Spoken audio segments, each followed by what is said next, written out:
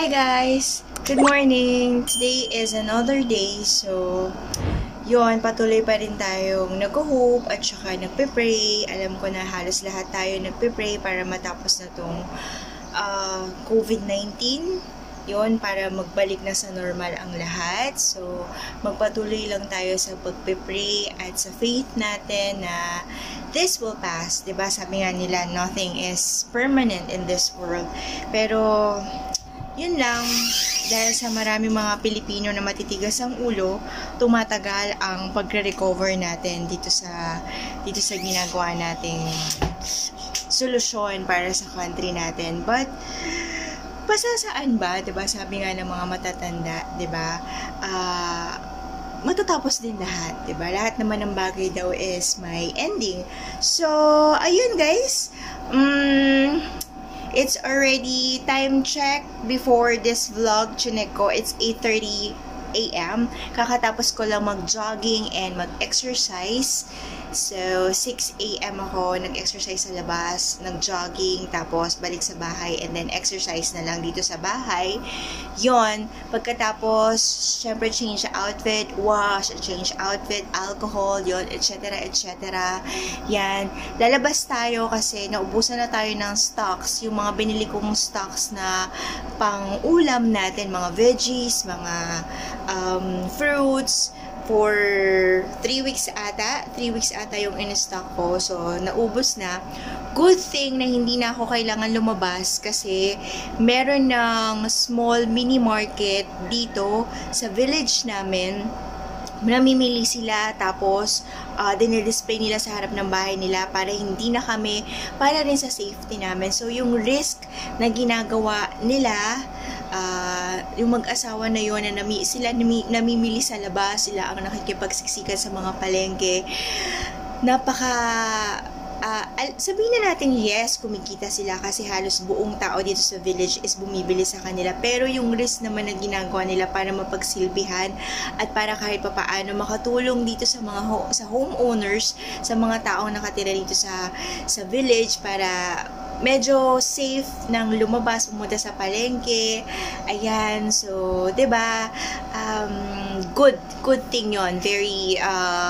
Very blessed kami na nagkaroon kami ng ganung mga tao, homeowners na talaga naman nagsisilbi dito sa loob ng village namin. So pupuntahan natin 'yon guys, kasi bibili tayo ng mga ilang vegetables and fruits para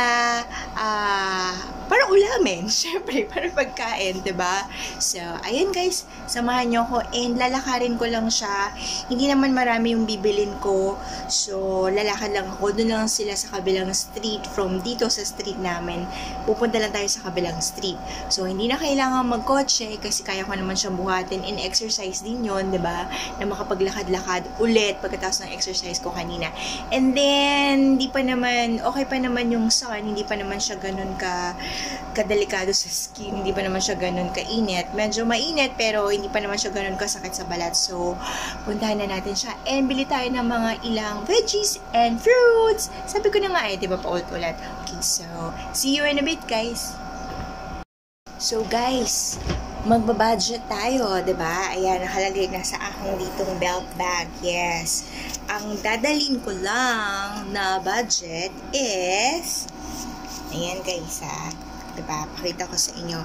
1,000, 1, 2, 3, 4, 1,450 pesos. So, tignan natin kung ano yung mga mabibili natin dito sa 1,450 pesos. Tatry nating tipirin. Pero kasi napaka-importante ng food especially, yun lang, kahit gumastos ka, para sa akin kasi kahit sa husband ko, kahit gumastos ka, napaka-importante na okay lang yun, gumastos ka ng malaki basta sa food, basta busog ka. Yun. And syempre, magdadala tayo ng alcohol natin, diba? Pero hindi ko mahanap yung alcohol ko. Ayan. So, magdadala tayo ng alcohol natin. Yun. So, tara guys, samahan nyo na ako.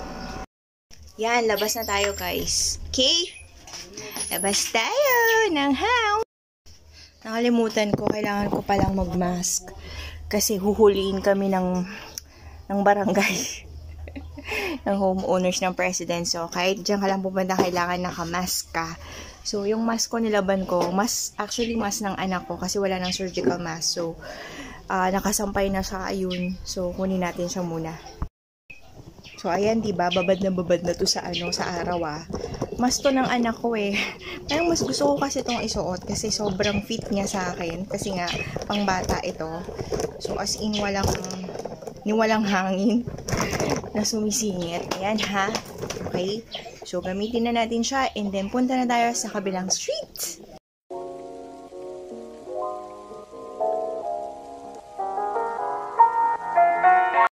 Ay, magkukotse daw tayo, sabi ni Daddy, kasi para hindi na daw ako mahirapan. So, magka-car na lang tayo. Okay? So, magkukotse na lang tayo kasi sabi ni Daddy magkotse daw ako. Ayan, antayin natin siya. Dito tayo sa may aratilis namin. Ayan, yung aratilis namin. Alam niyo yun, guys, kapag nakikita ko yung aratilis, naalala ko yung kabataan ko, yung mga pinsan ko kasi lagi kaming kuha ng aratilis. Tapos nilalagay namin sa ganitong bag. Sa ganitong bag. Sa damit namin. Yan. Kaya yung damit namin, puro dagta. Kawawa yung mga naglalaba. Okay. So, ayun. Antayin natin si Daddy. Ayan. Itong harap namin is bakanting lupa. Ayan. Ewan ko kung anong ilalagay dyan. Pero sabi forever na raw bakante yan. So, ginagawa naming pinagtataniman na lang namin. So, meron kaming nagtanim si Daddy ng coconut. So, yan, puntutan. Yan, coconut. Yan ang aming coconut tree. Ayan. Tapos, yun nga, merong aratilis. And then, meron, mango pala to. Ano ba yun? Mango tree. Sorry naman, tao lang. Ha? Okay, and then, ayun pala yung coconut. Ayun. Tapos, yun naman sa, ayan, meron pang, yun nga, nag-harvest na kami ng banana.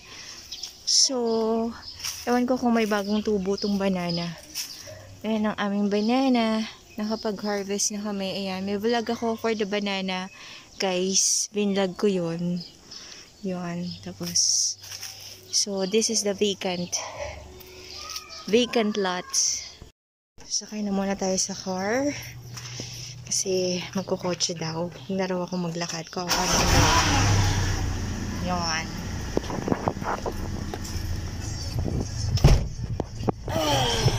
Go, go, go!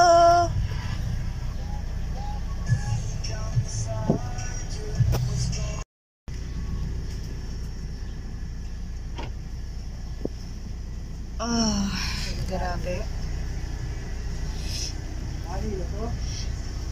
Daddy? Hindi ko alam. Nabali na raw yung umbrella.